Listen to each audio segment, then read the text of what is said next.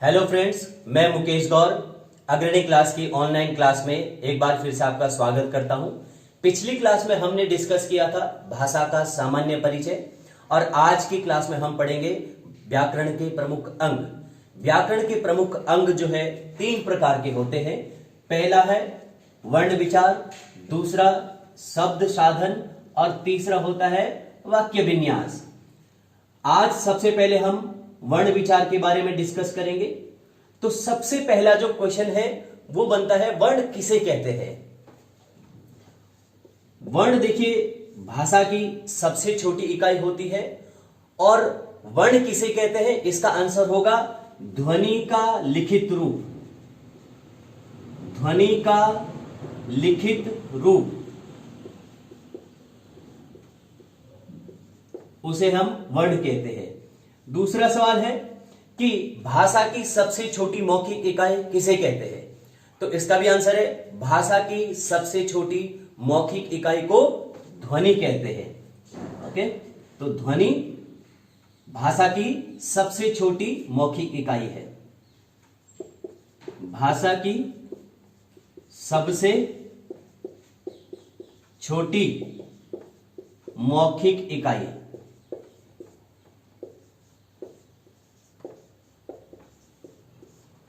उसे हम ध्वनि कहते हैं।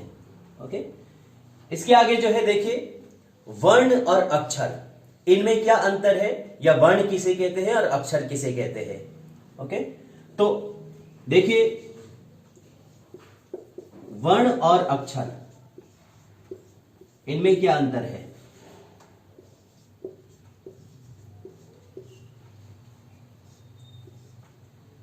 वर्ण देखिए जिनका विन्यास या विभाजन हो सकता है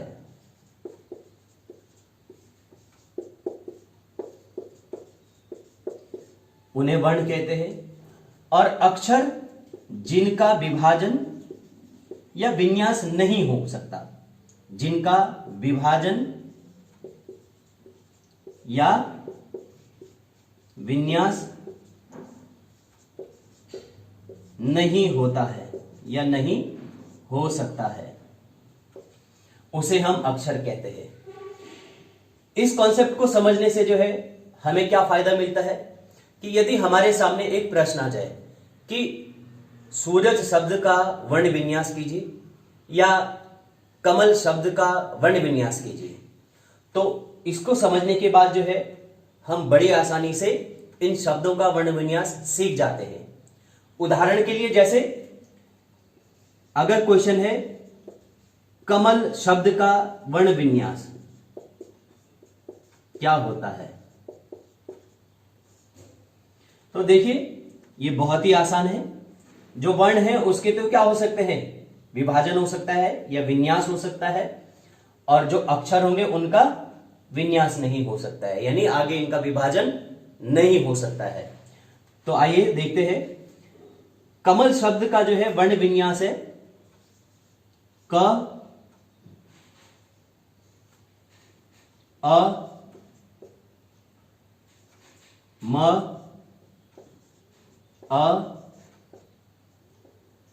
ल।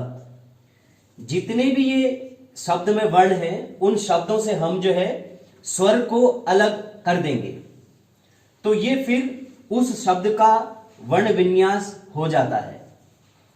और अगर इसमें जो है ये प्रश्न पूछा जाए कमल शब्द के वर्ण विन्यास करने के बाद इसमें कितने अक्षर हैं, तो आसानी से हम गिन सकते हैं। क क्योंकि ये स्वर रहित क है, म ये भी स्वर रहित है और ल भी स्वर रहित है क्योंकि हमने स्वर इससे अलग कर दिए हैं। तो इसमें जो अक्षरों की संख्या होगी वो आप देखिएगा, गिनिए 1 2 3 4 5 और 6। तो इसमें अक्षरों की संख्या हो गई है 6। ओके, तो ये बहुत महत्वपूर्ण है। वर्ण जिनका विन्यास नहीं हो जिनका विन्यास या विभाजन हो सकता है, और अक्षर जिनका विभाजन या विन्यास नहीं हो।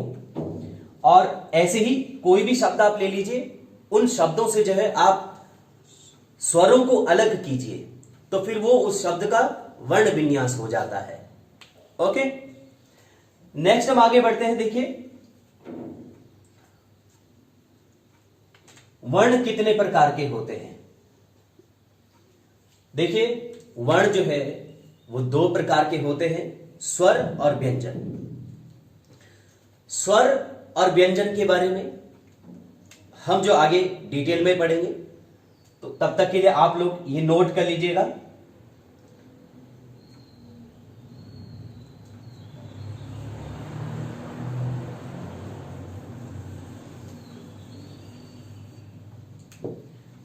देखिए, वर्ण जो है दो प्रकार के होते हैं,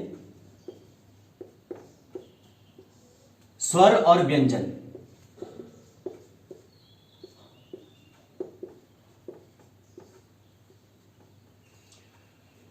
स्वर वर्ण किसे कहते हैं? जिन वर्णों का उच्चारण बिना किसी रोक टोक के होता है, यानी जिन वर्णों का उच्चारण हम स्वतंत्र रूप से करते हैं उन्हें स्वर कहते हैं, या जिन वर्णों का उच्चारण अबाध रूप से कर सकते हैं हम उन्हें कहते हैं स्वर।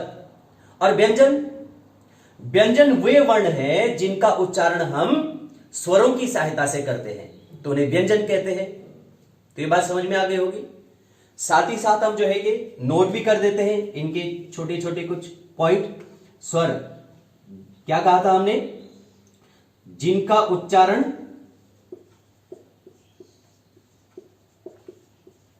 स्वतंत्र रूप से होता हो,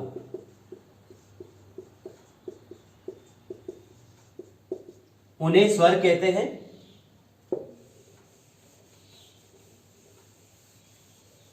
और व्यंजन जो स्वरों की सहायता से बोले जाते हो, जो स्वरों की सहायता से बोले जाते हो,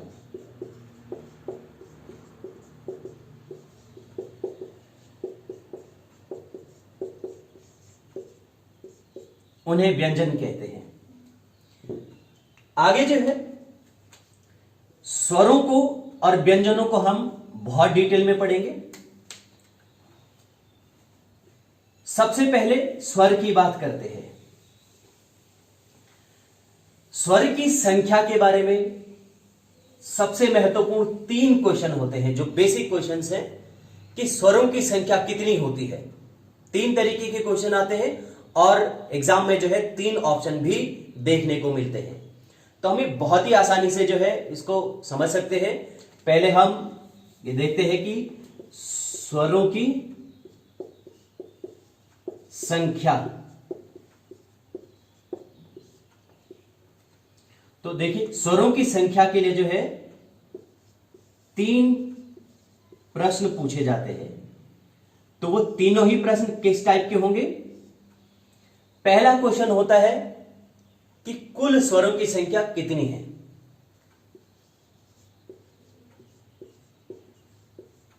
तो कुल स्वर जो है हिंदी वर्णमाला में 13 होते हैं। इसके बाद जो क्वेश्चन है वो थोड़ा डिफिकल्ट हो सकते हैं। अगला क्वेश्चन आता है कि मात्रा के आधार पर स्वरों की संख्या या उच्चारण के आधार पर स्वरों की संख्या।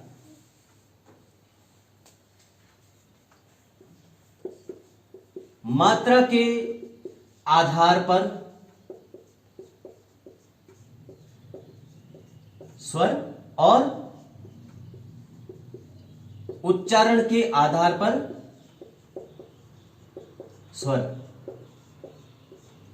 ये क्वेश्चन इसी तरीके के होंगे। इन्हीं शब्दों पर ध्यान दीजिएगा और फिर स्वरों की संख्या से संबंधित जो भी प्रश्न होंगे वो आप बहुत आसानी से सॉल्व कर पाएंगे। ओके, तो मात्रा के आधार पर स्वरों की संख्या होती है 10 और उच्चारण के आधार पर स्वरों की संख्या होती है 11। मात्रा के आधार पर स्वरों की संख्या 10 इसलिए होती है क्योंकि अ की मात्रा को नहीं गिनते हैं, इसीलिए मात्रा के आधार पर स्वर 10 होते हैं, उच्चारण के आधार पर स्वर 11 होते हैं। तो ये बात आपको समझ में आ गई होगी और इसको अच्छे से नोट कर लीजिएगा। ये बहुत महत्वपूर्ण है, एग्जाम्स में जो है इसके बहुत बार क्वेश्चन आए हैं और आगे भी क्वेश्चन बनते ही रहेंगे कि कुल स्वरों की संख्या है 13। 13 में जो है देखिए जो अयोगवाह स्वर है वो भी आ जाते हैं, री है उनका भी गिना जा सकता है। तो स्वरों की संख्या के संबंध में ये क्वेश्चन ये क्लियर है। तो नेक्स्ट आगे हम पढ़ते हैं स्वरों के बारे में जो है जो क्वेश्चन और आते हैं, यानी स्वरों के प्रकार, स्वरों का वर्गीकरण। तो स्वरों के प्रकार के लिए या स्वरों के वर्गीकरण के बारे में 5 तरीके के क्वेश्चन पूछे जा सकते हैं।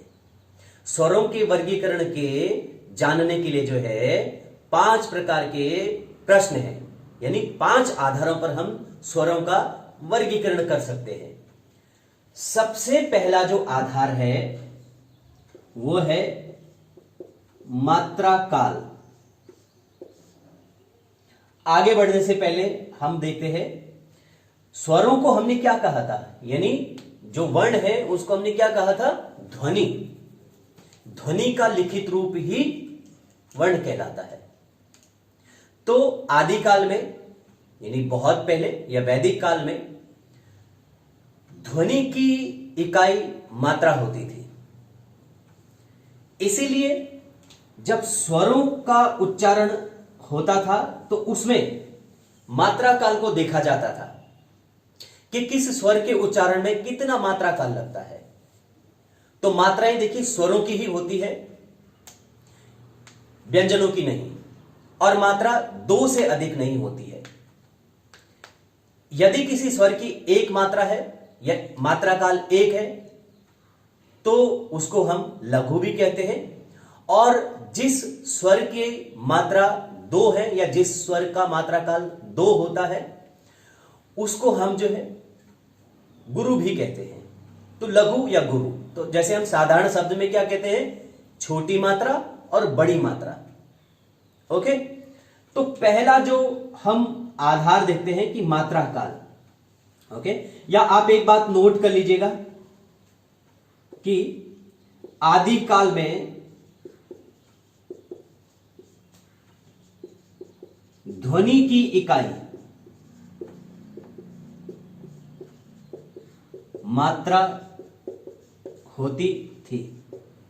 ओके, तो इसीलिए स्वरों के वर्गीकरण के संबंध में हम पहला जो क्वेश्चन पढ़ेंगे वो पढ़ेंगे कि स्वरों का वर्गीकरण कैसे किया जा सकता है।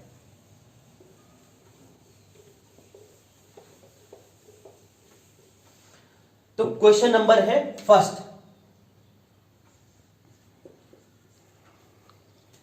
हम यहां लिखते चलेंगे कि मात्रा काल के आधार पर स्वरों का वर्गीकरण।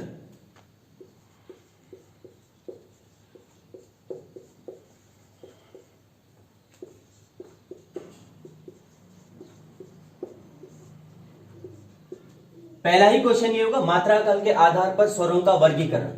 अगर ये प्रश्न जो है, अगर ये क्वेश्चन संख्या के संबंध में पूछा जाए तो यानी कि कितने प्रकार के होते हैं, 2, 3, 4, 5, 6, तो इसके लिए आंसर होगा कि मात्रा काल के आधार पर स्वरों के 3 प्रकार होते हैं। इनमें सबसे पहला जो प्रकार है उसको कहते हैं ह्रस्व स्वर। मात्रा काल की बात कर रहे हैं हम जो है, तो मात्रा काल याद होगा। ह्रस्व स्वर उन्हें कहते हैं जिनका मात्रा काल 1 होता है, और दूसरे नंबर होते हैं दीर्घ स्वर। दीर्घ स्वर का मात्रा काल होता है 2। तो ये दूसरा प्रकार हो गया मात्रा काल के आधार पर स्वर का। तीसरा होता है प्लुत स्वर। प्लुत स्वर का मात्रा काल होता है 2 से अधिक, या इसको हम जो है 2 + भी याद रख सकते हैं। ह्रस्व स्वरों को मूल स्वर भी कहते हैं।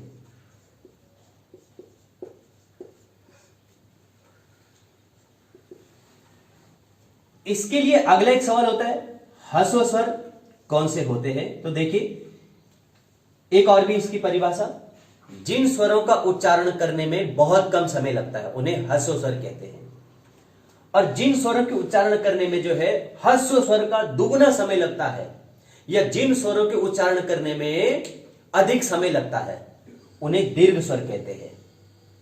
और नेक्स्ट, जिन स्वरों के उच्चारण करने में ह्रस्व स्वर का 3 गुना समय लगता हो, या 2 से भी अधिक समय लगता हो, दुगने से भी अधिक समय लगता हो, उन्हें हम प्लुत स्वर कहते हैं। ओके, नेक्स्ट इससे क्वेश्चन बनते हैं, ह्रस्व स्वरों की संख्या कितनी होती है, या ह्रस्व स्वर कौन कौन से होते हैं? तो हम इन्हें बहुत आसानी से समझ सकते हैं या पहचान सकते हैं। आप यहां जो है ये साथ साथ नोट करते भी रहिएगा और अच्छे से पढ़िएगा। तो ह्रस्व स्वर जिन स्वरों के उच्चारण करने में मात्रा काल 1 है, या जिन स्वरों के उच्चारण करने में बहुत ही क्षणिक या बहुत ही कम समय लगता है। इंग्लिश में इनको शॉर्ट स्वर भी कहते हैं, शॉर्ट एकदम बिल्कुल। तो आइए देखते हैं कौन कौन से हैं ह्रस्व स्वर। अ, ई, उ और री। तो आप ये पहचान के होंगे कि ह्रस्व स्वर कौन कौन से होते हैं, यानी मूल स्वर कौन कौन से होते हैं। अ, ई, उ और री। तो ये कुल कितने हो गए हैं? 4। तो अगर ये क्वेश्चन पूछा जाए ह्रस्व स्वरों की संख्या कितनी होती है, तो हमारा आंसर क्या होना चाहिए? 4 होना चाहिए। ओके, नेक्स्ट बात करते हैं दीर्घ स्वर की। दीर्घ स्वर के बारे में जैसे हमने कहा कि दीर्घ स्वर जिनका उच्चारण करने में ह्रस्व स्वर का दुगना समय लगता है, या जिनके उच्चारण करने में मात्रा काल का समय 2 लगता है। दीर्घ स्वर के बारे में आगे के प्रश्न है कि दीर्घ स्वर कितने प्रकार के होते हैं। अब ये प्रकार क्या होते हैं, यानी ये भी एक से ज्यादा टाइप के होते होंगे, हैं दीर्घ स्वर हैं। तो दीर्घ स्वर के 2 प्रकार होते हैं। इनमें हम पहला प्रकार जानते हैं पहले, अब फिर दूसरा वाला प्रकार भी जानेंगे। पहला जो दीर्घ स्वर है उसको कहते हैं मूल दीर्घ स्वर, मूल दीर्घ स्वर। और दूसरा जो टाइप होता है उसको कहते हैं संयुक्त दीर्घ स्वर, संयुक्त दीर्घ स्वर। ओके, सबसे पहले यही ध्यान रखिएगा कि दीर्घ स्वरों के कितने प्रकार हैं? 2 प्रकार। पहला प्रकार कौन सा है? मूल दीर्घ स्वर। दूसरा प्रकार कौन सा है? संयुक्त दीर्घ स्वर। ये जरूर ध्यान रखिएगा। आगे जो है इन दीर्घ स्वरों के बारे में हम पढ़ते कि मूल दीर्घ स्वर कौन से हैं। तो मूल दीर्घ स्वर बहुत ही आसान है। आ, ये दीर्घ स्वर है। ई, ये भी दीर्घ स्वर है। और उ, ये भी दीर्घ स्वर है। नेक्स्ट है कि मूल दीर्घ स्वरों की संख्या कितनी होती है। अगला प्रश्न यहीं से ही बनता है। तो ये आप देख लीजिएगा, आप आसानी से बता सकते हो कि मूल दीर्घ स्वर कितने दिखाई दे रहे हैं? 3। तो मूल दीर्घ स्वरों की संख्या कितनी हुई? 3। लेकिन है क्या ये मूल दीर्घ स्वर? दीर्घ स्वर ही है। संयुक्त दीर्घ स्वर कौन कौन से हैं? संयुक्त दीर्घ स्वर हैं ए, आई, ओ, औ। तो संयुक्त दीर्घ स्वर टोटल कितने हुए? 4 हुए। ओके, एक बार फिर से ध्यान दीजिएगा, यहां से बहुत ही अच्छे क्वेश्चंस बनते हैं एग्जाम में।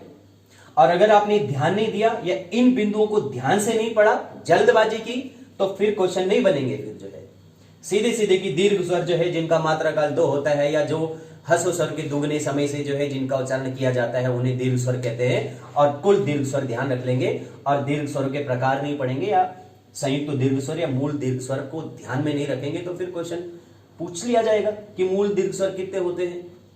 तो इसीलिए बिल्कुल अच्छे से ध्यान से पढ़िए और ध्यान से नोट भी करते रहिएगा साथ साथ जो है। तो मूल दीर्घ स्वर हुए 3 और संयुक्त दीर्घ स्वर हुए 4। तो अगर हम इन दोनों को जोड़ देते हैं तो ये कितने हुए? 7। तो यानी हमारे लिए अगर जो है एक क्वेश्चन बन जाए कि दीर्घ स्वरों की संख्या कितनी होती है? 7 होती है।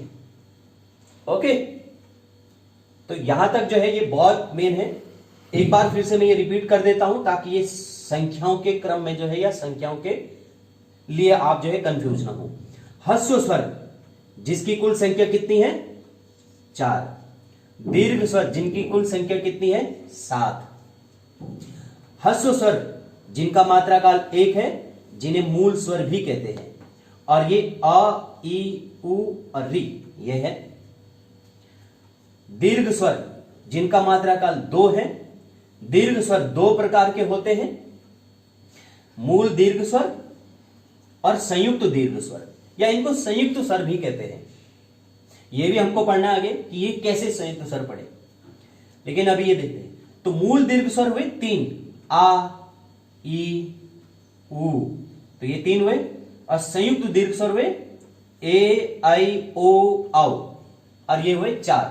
और 4 और 3 7 होते हैं। तो कुल दीर्घ स्वर कितने हुए? 7 हुए। प्लुत स्वर की बात करते हैं। प्लुत स्वर जिसका मात्रा काल जो है 2+ होता है, यानी दुगुने से 2 से अधिक। इस स्वर का जो है उच्चारण या इस स्वर का उपयोग कहां किया जाता है? जब कभी किसी कहानी में या किसी को बुलाने में, जैसे दशरथ जी जो है अगर रामायण में राम को बुलाते हैं या विलाप करते हैं, हे राम, ऐसे जब संबोधन में या किसी को बुलाने में या किसी को पुकारने में हम लंबा स्वर खींचते हैं तो उस जगह पर हम प्लुत स्वर का इस्तेमाल करते हैं। और स्क्रिप्ट में यानी लिखित रूप में जो है इसे ऐसे लिखा जाता है, या आपने ओम ये देखा होगा, तो कहीं कहीं पर जो है ये ओ पे ये लगा रहता है, इसका मतलब है ये। और ये किसी भी स्वर के आगे अगर हमने प्लुत स्वर लगा दिया तो उस स्वर को मतलब 3 गुना लंबा खींचना है। ओके, आ के सामने भी हम लगा सकते हैं ऐसे, ए के सामने भी लगा सकते हैं तो ए ऐसे बनेगा ये। ओके, आई के सामने भी लगा सकते हैं तो ऐसा बन सकता है। ओके, चलिए आगे हमको जो है इसके बारे में पढ़ना है। संयुक्त स्वर, संयुक्त दीर्घ स्वर, यही बात कर लेते हैं, तब तक आप ये नोट भी कर लीजिएगा। संयुक्त दीर्घ स्वर अगर इनका नाम है, संयुक्त का मतलब क्या होता है? जोड़ना, योग करना। इसका मतलब यही हुआ कि ये स्वर जो है किन्हीं 2 स्वरों के संयोग से या किन्हीं 2 स्वरों के योग से बने होंगे, इसीलिए तो इनका नाम संयुक्त स्वर पड़ा है। आगे बहुत डीप में जो है ये क्वेश्चन या डिटेल में ये क्वेश्चन पूछा जा सकता है या पूछते हैं कि ए, आई, ओ, औ किन से मिलकर बनते हैं। तो आप ये जल्दी से साथ साथ नोट भी कर लीजिएगा और फिर हम यहां पढ़ते हैं इसके बारे में जो है।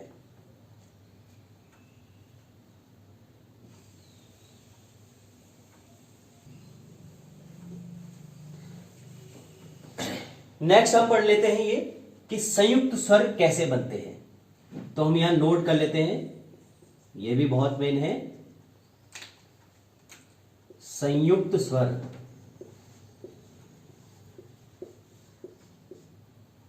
तो ये लिख लेते हैं हम पहले ए, आई, ओ, औ। ये तो हमने पहचान ली कि संयुक्त स्वर या संयुक्त दीर्घ स्वर कौन से हैं, तो ये 4 हो गए हैं। लेकिन ये बनते जो है किन के योग से या किन के मेल से, ये भी जान लेते हैं। देखिए, संयोग या संधि, दो वर्ण जब आपस में मिलते हैं तो उनमें जब कोई ना कोई विकार या कोई ना कोई परिवर्तन होता है तो उसे हम संधि कहते हैं। ओके, जब अ या आ के साथ ई या ई मिल जाएगा कभी भी, यानी जब एक वर्ण अ या आ होगा और दूसरा वर्ण ई या ई होगा, ई या ई होगा, तो इन दोनों के योग से या इन दोनों के संयोग से ए संयुक्त स्वर बनेगा। ओके, इसी प्रकार से जब पहला वर्ण अ या आ होगा और दूसरा वर्ण होगा आई, सॉरी ए, जब पहला वर्ण अ या आ होगा प्लस दूसरा वर्ण होगा ए, तो इन दोनों के संयोग से जो परिवर्तन होगा या जो नया वर्ण बनता है उसको आई कहते हैं। और आओ भी ऐसा ही है, पहले वर्ण अगर अ या आ हो प्लस दूसरा वर्ण उ या ऊ हो, तो इन सब के मिलने से, या पहले ये हो चाहे ये हो, ओके, और दूसरी बारी में चाहे ये हो चाहे ये हो, कोई भी आपस में मिले, कोई भी, तो ऐसे ही बनेगा। यहां मैं थोड़ा समझा देता हूं कि अगर अ और उ है तो ये क्या बनेगा, ओ बनेगा। अगर अ और उ है तो ये क्या बनना चाहिए, तब भी ओ ही बनेगा। और दूसरी बारी में लेते हैं, अगर आ प्लस उ है तो फिर ओ ही बनेगा, और अगर आ और उ तो भी ओ ही बनेगा। ओके, तो ये इसकी कंडीशन है ओ बनने की। ठीक है, नेक्स्ट इसके बारे में बात करते हैं, जो ये वाला है आओ। आओ में भी ऐसा ही है, हम यहां लिख लेते हैं ये कि अगर अ और आ वर्ण के बाद, अ और आ वर्ण के बाद जो है ओ वर्ण मिल जाता है या ओ स्वर मिल जाता है, तो इन दोनों की, इन सबके मेल से जो है आओ बनता है। तो इसके बारे में भी हम ऐसा ही देख लेते हैं, समझ लेते हैं। बाकी इन सबको भी ऐसे ही जोड़ना है कि अगर अ प्लस ओ हो जाए तो आओ बनेगा, अगर आ और ओ हो तो भी आओ बनेगा। ओके, तो ये संयुक्त स्वर जो है इनके मेल से बनते हैं। इनको अच्छे से ध्यान रखिए, ये आपको आगे संधि विचार में या संधि विच्छेद करने में भी मदद करेंगे। ओके, तो आगे और हम बढ़ते हैं। तो ये हमारा पहला क्वेश्चन ही कंप्लीट हुआ है स्वरों के बारे में। कौन सा क्वेश्चन, यानी वर्गीकरण, मात्रा काल के आधार पर स्वरों का वर्गीकरण। तो अगर ये प्रश्न मैं पूछूं कि मात्रा काल के आधार पर स्वरों का वर्गीकरण या स्वर कितने प्रकार के होते हैं, तो क्या होना चाहिए आंसर, 3। ये बस एक बार लास्ट बार रिपीट कर दे रहा हूं। तो कौन कौन से, ह्रस्व स्वर और दीर्घ स्वर और प्लुत स्वर। तो और ह्रस्व स्वरों की संख्या कितनी थी, 4। कौन कौन से, अ ई उ री। और दीर्घ स्वरों की संख्या कितनी थी, 7। और कितने प्रकार के थे ये, 2 प्रकार के। तो ये कौन कौन से है, आ ई उ ए आई ओ औ, ये हो गए हैं। और इनमें से ये क्या कहलाते हैं, संयुक्त स्वर। ओके, और संयुक्त स्वरों की संख्या कितनी मानी थी हमने, कितनी आई थी, 4। और मूल दीर्घ स्वर कितने हुए, 3। ओके, और प्लुत स्वर जो है वो ऐसे, यानी जिसका मात्रा काल 2+ हो, ठीक है, मात्रा काल है ये, मात्रा काल, मात्रा नहीं है ये, मात्रा काल 2 प्लस हो, तो ये ध्यान रखिए जरूर जरूर। ओके, तो ये एक बार जो है रिपीट भी हो गया है, और इनकी संख्याएं ध्यान रखिए। ओके, तो ये पहला जो हमारा क्वेश्चन है ये कंप्लीट हुआ है। दूसरा क्वेश्चन के बारे में, जो अगला क्वेश्चन आएगा वर्णों के वर्गीकरण के लिए।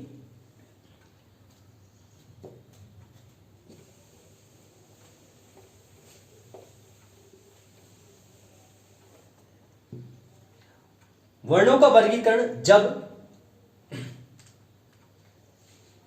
जीभ को हम आधार लेते हैं, यानी जो हमारी ये जीभा है, तो वर्णों के उच्चारण करते समय पर या स्वरों के उच्चारण करते समय पर जीभा के अलग अलग हिस्से से इन स्वरों का उच्चारण होता है। तो जिन स्वरों का उच्चारण जीभा के अगले भाग से होता है उनको अग्र स्वर कहते हैं। जिन स्वरों का उच्चारण जीभा के मध्य भाग से होता है उन्हें मध्य स्वर कहते हैं, और जिन स्वरों का उच्चारण जीभा के पिछले भाग से होता है उसे हम पश्च स्वर कहते हैं। ओके, तो हम यहां पहले आप क्वेश्चन लिख लेते हैं, ये समझने के लिए रखते हैं कि क्या कहा था हमने, जीभ या जीभा के आधार पर स्वरों का वर्गीकरण। अब क्वेश्चन क्या बनेगा हमारे ये दूसरा,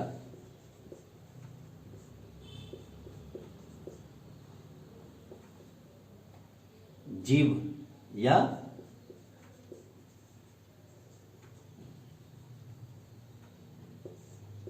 जीभ के आधार पर। तो जीभ के आधार पर भी जो है कितने बन गए हैं, आपके लिए हिंट्स मिल गए हैं। कितने स्वर हो सकते हैं, 3 प्रकार। क्या क्या नाम देंगे हम जो है, पहले अग्र स्वर, फिर है मध्य स्वर, और उसके बाद है पश्च स्वर। ओके, तो हमने जैसे वहां बताया है, अग्र स्वर किन्हें कहते हैं, जिनका उच्चारण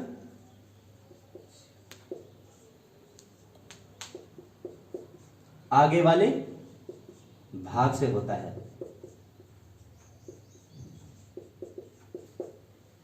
ओके, और जिनका उच्चारण मध्य भाग में होता है। ओके, और पश्च स्वर कौन से होते हैं, जिनका उच्चारण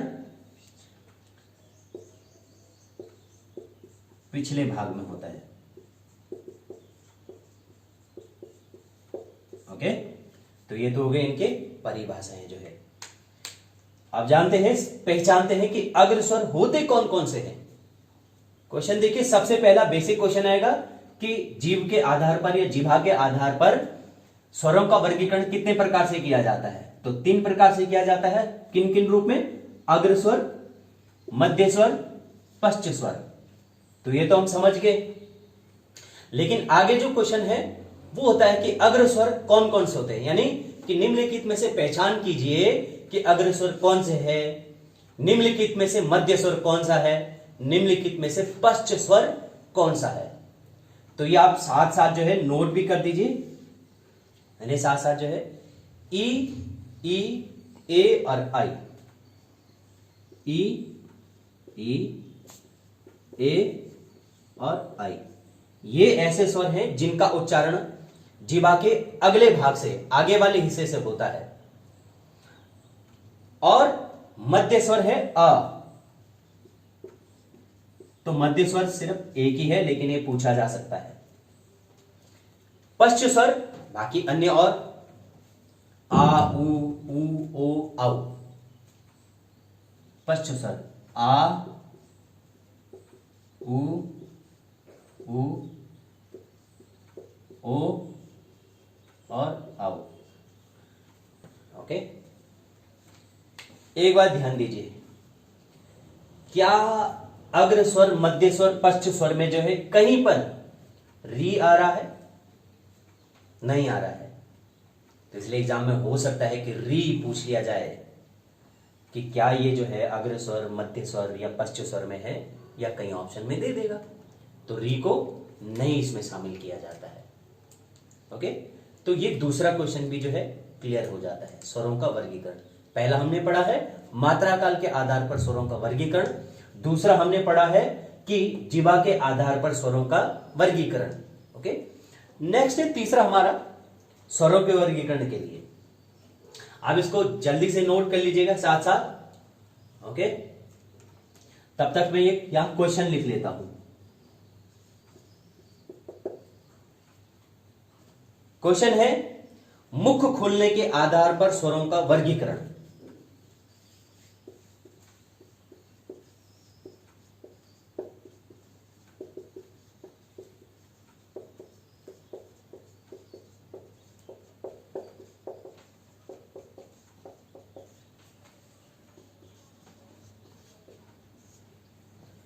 ओके, तो आप ये क्वेश्चन नोट कर लीजिएगा, हम इसको ऊपर फिर पढ़ेंगे।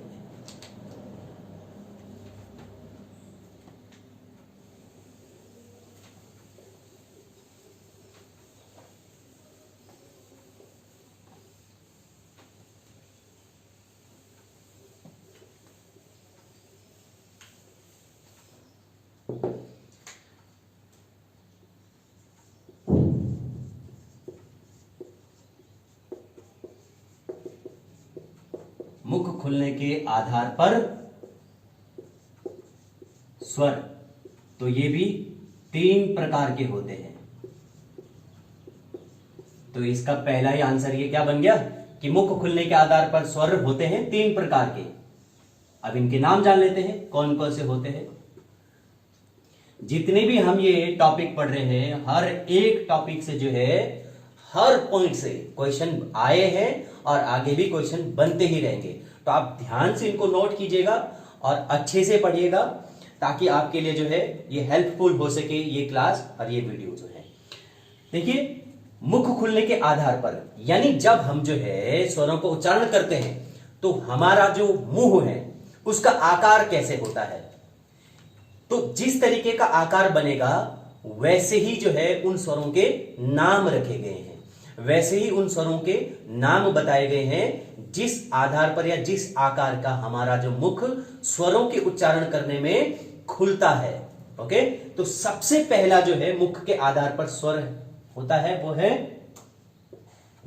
समवृत्त स्वर। ओके, दूसरा है अर्ध संवृत्त स्वर, अर्ध संवृत्त स्वर।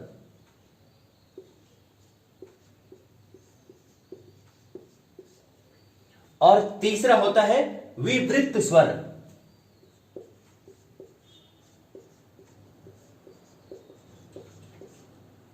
तो इनके पहले तो आप ये नाम ध्यान रख लीजिएगा, समवृत्त स्वर, अर्ध समवृत्त स्वर और विवृत्त स्वर।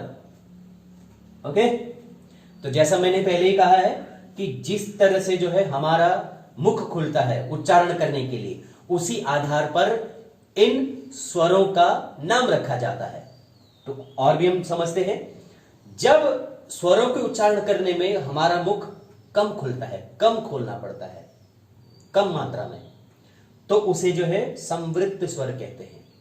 ओके, तो शॉर्टकट में क्या लिखेंगे हम, मुंह कम खुलता है।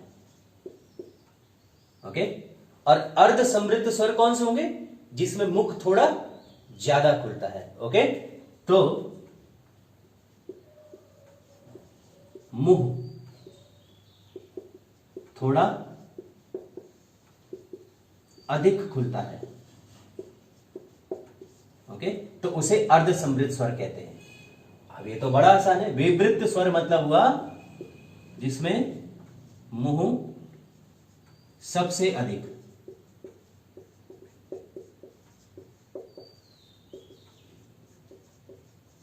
खुलता है, उसे हम विवृत्त स्वर कहते हैं।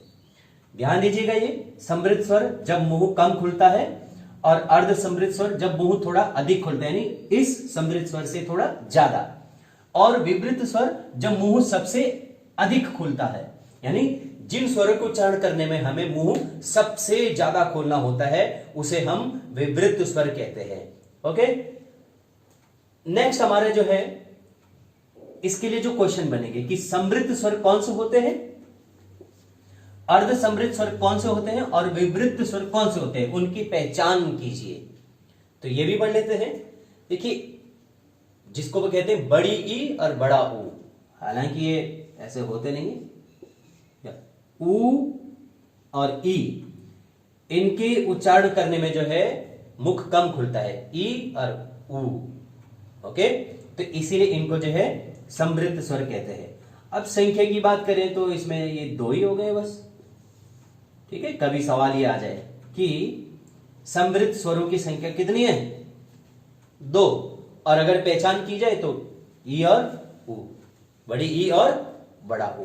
ओके, और अर्ध समृद्ध स्वर है जिनके उच्चारण करने में कम मुख खुलता है, छोटी ई और छोटा ऊ। ई ऊ थोड़ा ज्यादा खुलना होता है। ओके, विवृत स्वर, देखिए विवृत स्वर है जिनके उच्चारण करने में सबसे ज्यादा मुख खुलता है। अच्छा, विवृत स्वरों के बारे में क्वेश्चन आता है कि विवृत स्वर जो है वो कितने प्रकार के होते हैं, 2 प्रकार के होते हैं। ये इसका क्वेश्चन का एक आंसर हो जाएगा। पहला प्रकार होता है विवृत स्वर, दूसरा प्रकार होता है अर्ध विवृत स्वर, यानी आधा, इससे थोड़ा कम, इसका थोड़ा छोटा रूप जो है। ओके, तो पहले तो हम लिख लेते हैं जो विवृत स्वर है उनकी पहचान कर लेते हैं। तो विवृत स्वर है आ, आई और आओ, आ, आई और आओ, ये है विवृत स्वर। ओके, और इसी का ही जो है जो दूसरा रूप है वो है अर्ध विवृत स्वर। अर्ध विवृत स्वर, अर्ध विवृत स्वर है ए, ओ और अ, ए, ओ और अ, तो ये सभी हो गए अर्ध विवृत स्वर। ओके, तो आप लोग ये नोट भी कर लीजिए और इनके संबंध में जितने भी क्वेश्चंस हैं वो सब आप आसानी से सॉल्व कर सकते हैं। समृद्ध स्वर, विवृत स्वर, सॉरी अर्ध समृद्ध स्वर, विवृत स्वर, अर्ध विवृत स्वर। ओके, संख्याएं आप गिन लीजिएगा, ये 3 है या ये भी जो है 3 है। ओके, ये 2 है, तो यानी अगला जो क्वेश्चन है हमारा ये भी क्लियर हो गया है। मुख खुलने के आधार पर स्वरों का वर्गीकरण, तो मुख खुलने के आधार पर स्वरों का वर्गीकरण 3 रूप में करते हैं हम लोग, समृद्ध स्वर, अर्ध समृद्ध स्वर, विवृत स्वर। ओके, नेक्स्ट हमारा जो क्वेश्चन है वो आता है स्वरों के ही लिए, यानी क्वेश्चन नंबर कितना हो जाएगा हमारा, कितने की हमने क्वेश्चन अभी जो है बता देते हैं, आपको याद नहीं होगा तो। पहला क्वेश्चन था हमारा मात्रा काल के आधार पर स्वरों का वर्गीकरण, तो 3 प्रकार हो गए। दूसरा जो क्वेश्चन था वो था जीवा के आधार पर स्वरों का वर्गीकरण, और तीसरा क्वेश्चन हमने किया कि जब हम मुख खोलते हैं तो मुख का कैसा आकार होना चाहिए या मुख का कैसा आकार होता है, उस आधार पर भी स्वरों का वर्गीकरण 3 प्रकार में किया जाता है, समृद्ध, अर्ध समृद्ध और विवृत स्वर। ओके, अब हम करते हैं चौथा टाइप का क्वेश्चन जो है ओठ के गोलाकार के आधार पर स्वरों का वर्गीकरण। तो मैं क्वेश्चन लिख लेता हूं पहले, ओठ के गोलाकार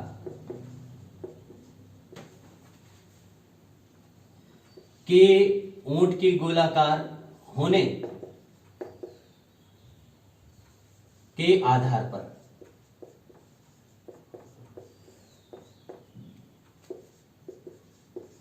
स्वर दो प्रकार के ही होते हैं इसमें। इसका आंसर आप ध्यान रखिएगा। अगर यह है ऊंट की गोलाकार होने के आधार पर स्वरों के कितने प्रकार हैं? दो प्रकार होते हैं। ये क्वेश्चन का एक फैक्चुअल क्वेश्चन का आंसर बन सकता है। ओके, तो दो ही प्रकार के, या तो वृत्ताकार या अवृत्ताकार। ये क्वेश्चन भी काफी बार आया हुआ है एग्जाम्स में। तो पहला टाइप है वृत्ताकार स्वर, और दूसरा है अवृत्ताकार स्वर। अवृत्ताकार स्वर, ये तो इनके नाम से ही बड़ा आसान है। वृत्ताकार स्वर जिनके उच्चारण करने में हमारे होंठ जो है वो वृत्त के आकार के लगते हों, और उन्हें कहते हैं वृत्ताकार स्वर। और जिन स्वरों के उच्चारण करने में हमारे मुख या हमारा जो है होंठ अवृत्ताकार बन जाते हैं, तो वो अवृत्ताकार स्वर होते हैं। तो जल्दी से हम जो है पहचान कर लेते हैं कि जो क्वेश्चन आगे बनता है कि वृत्ताकार स्वरों की पहचान कीजिए, ये भी तो बहुत महत्वपूर्ण है ना। ओके, तो जो वृत्ताकार स्वर है वो है अ, उ, ओ और आओ, ओ और आओ। तो ये पहचान हो गई है वृत्ताकार स्वर अ, उ, ओ और आओ। जब हम इनका उच्चारण करते हैं तो हमारा जो होंठ है वो वृत्त के समान बनते हैं। तो ये इनकी पहचान हो गई है।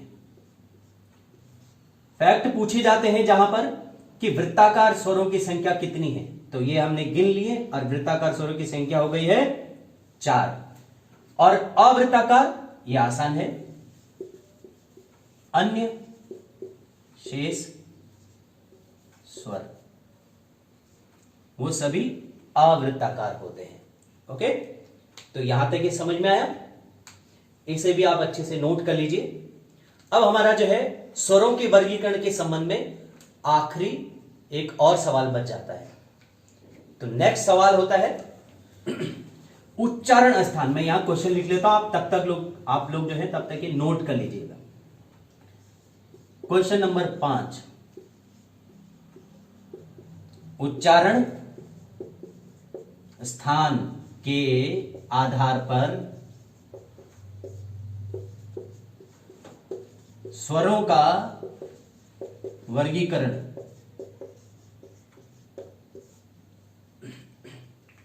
ये 5वां और आखिरी क्वेश्चन है। इसके संबंध में भी क्वेश्चन आते हैं, तो मैं मिटा देता हूं और अगले क्वेश्चन के लिए समझते हैं, अगले क्वेश्चन के आंसर ढूंढते हैं हम लोग। ओके, उच्चारण स्थान यानी जब हम स्वरों को उच्चारण करते हैं तो हमारे गले यानी कंठ, जीवा, दंती, मूर्धा, तालु, किन किन स्थानों पर जो है इन स्वरों का उच्चारण होता है। तो जी हमारे इस मुख अवयव माउथ एलिमेंट्स जो है, हमारे जिस भी मुख अवयव के स्थान से जिस स्वर का उच्चारण होगा उसी स्थान के नाम पर जो है उस स्वर का नाम रखा जाएगा। ओके, तो सबसे पहले जो है कंठ, जिन स्वरों का उच्चारण कंठ से होता है वो है अ और अह। इनका उच्चारण स्थान है कंठ। दूसरा है तालु या तालव्य, यानी जिन स्वरों का उच्चारण जो है तालु से होता है। तालु हमारा जो है मुख में जो बनता है, ई और ई यानी छोटी ई और बड़ी ई। तीसरा जो है उच्चारण स्थान है मूर्धा यानी मूर्धन्य, री। ओके, चौथा बनता है दंती,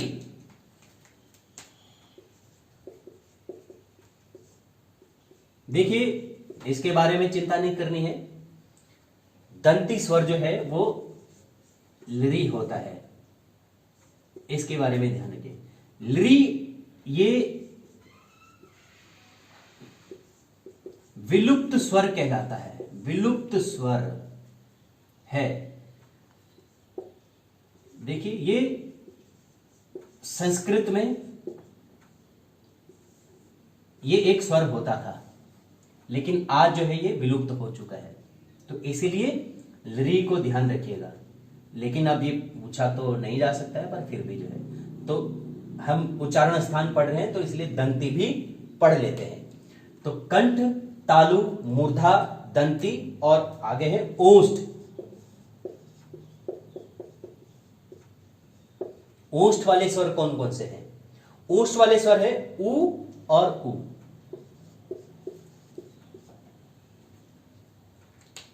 नेक्स्ट है उच्चारण स्थान के लिए कंठ तालव्य, यानी ऐसे स्वर जिनका उच्चारण कंठ से भी और तालु से, दोनों के मेल से होता है, उनको कंठ तालव्य कहते हैं।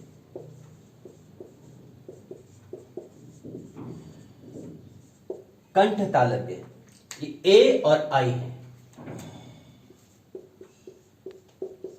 इनको कंठ तालव्य स्वर कहते हैं। इनका उच्चारण स्थान है कंठ और तालव्य दोनों ही।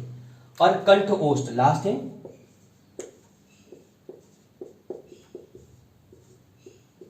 कंठोष्ठ यानी ऐसे स्वर जिनका उच्चारण जो है कंठ यानी गला भी और ओंठ दोनों का ही मेला व रूप होता है, वो है ओ और आओ।